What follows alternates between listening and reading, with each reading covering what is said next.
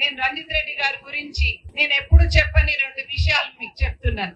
5 సంవత్సరాల క్రితం ఆయన్ని మీరు ఎన్నుకున్నప్పుడు ఆయన ఎప్పుడు ఒకటే చెప్పిండు, నేను ప్రజల్లోనే ఉంటాను, అందరికీ అందుబాటులోనే ఉంటాను. అదే మాటతోటి ఈ 5 సంవత్సరాలు ఎంత కష్టం వచ్చినా, కోవిడ్ లో గానీ, కోవిడ్ తర్వాత కోవిడ్ లో ఎంతో మందికి ఎన్నో రకాలుగా తోచినంత ఎంత వరకు మా చెయ్యి పోయిందో అక్కడ దాకా మేము సాయం చేసుకుంటూనే పోయినాం.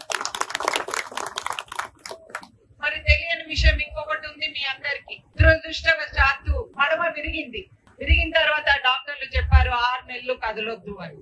కదిలితే మారడానికి చాలా టైం పడుతుంది అని అన్నప్పుడు కాలు 1 నెల రోజులు అసలు కింద పెట్టనీయవద్దు అన్నారు. 1 నెల రోజుల తర్వాత ప్రజల నుంచి ఎన్నో అవసరాలు వస్తుంటాయి, మరి ప్రజలు ఎన్నో బాధలు ఉంటాయి, వాళ్ళు ఫోన్ చేస్తుంటే అది చేస్తుంటే ఆయన ఉండలేకపోయినాడు. ఆ రోజు ఏమన్నాడంటే, ఇప్పుడు నాకు బాధ ఉంది కానీ నన్ను ఎన్నుకున్న ప్రజలు బాధల్లో ఉన్నారంటే నేను వెళ్ళాలి అని ఆ పరిస్థితిలో కూడా ఒక కట్ట పట్టుకొని బయటకు వచ్చింది.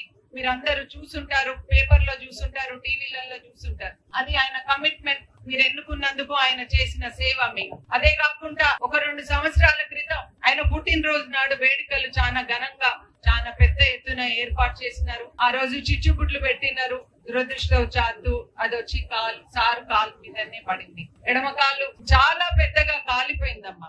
అది ఎంత కాలిందంటే ఉన్న కండంతా పోయింది. అప్పుడు బయటకు వచ్చేసింది. ఆ రోజు డాక్టర్ ఏం చెప్పిందంటే, దుమ్ము పడిందంటే ఆ కాలు ఇంకా బాగుపడదు, నీకు నువ్వు నడవద్దు, బయటికి పోవద్దు అని డాక్టర్లు ఖచ్చితంగా చెప్పేసినారు. కానీ ఆ పరిస్థితిలో కూడా ఎప్పుడన్నా ఎవరన్నా అవసరం ఉంది సార్ అని ఏ గ్రామం నుంచి అన్నా ఎక్కడి నుంచి అన్నా మీరు వస్తే మా సమస్య పరిష్కారం అవుతది అని ఫోన్ చేస్తే అప్పటికప్పుడు ఎవరికి కనబడకుండా ఒక సాక్స్ వేసుకొని వాళ్ళ దగ్గరికి వెళ్ళిపోయినారు. కానీ ఆ పరిస్థితిలో అది ఎందుకంటే మీరందరికీ నేను ఇవాళ ఎందుకు చెప్తున్నానంటే, మీరు ఎన్నుకున్న నాయకుడు ఆయన.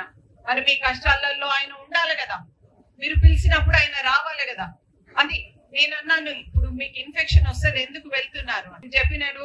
మనం కష్టాలు చూసి పైకి వచ్చిన వాళ్ళము, వాళ్ళు కష్టాలలో ఉన్నప్పుడు మనకు తలెత్తి మన దిక్కు చూస్తే మనం వాళ్ళ దగ్గర ఉండాలి. నేను ఎంత చెప్పినా కూడా వినకుండా ఆయన అందరి మధ్యలోకి వెళ్ళి ఆయన ఎప్పుడు ఎవరికి ఏ అవసరం ఉన్నా కూడా వాళ్ళకి ఆ సహాయం చేయటం.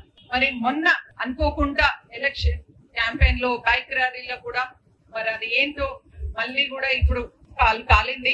అయినా కూడా అది కాలింది, ఇన్ఫెక్షన్ కూడా వచ్చింది. కానీ ఇప్పుడు పరిస్థితి కాదు, ఆగలేని పరిస్థితి.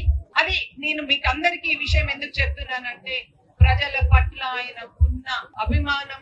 నన్ను ఎన్నుకున్న ప్రజలకి నేను మోసం చేయను. నేను ఎట్టి పరిస్థితుల్లో ఉన్నా, ఏ కష్టాలలో ఉన్నా కూడా నేను వాళ్ళు పిలిస్తే నేను ఉండాలి. మేము ఇవాళ 5 సంవత్సరాలు కష్టపడ్డాం.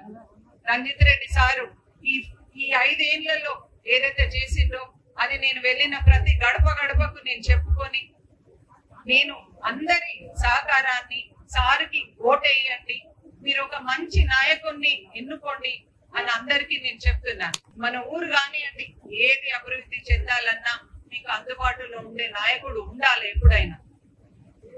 అందుకోసమని నేను వెళ్ళిన ప్రతి గడపకు నేను అదే చెప్తున్నా, అందుబాటులో ఉండే నాయకుడిని ఎన్నుకోవాలి అని.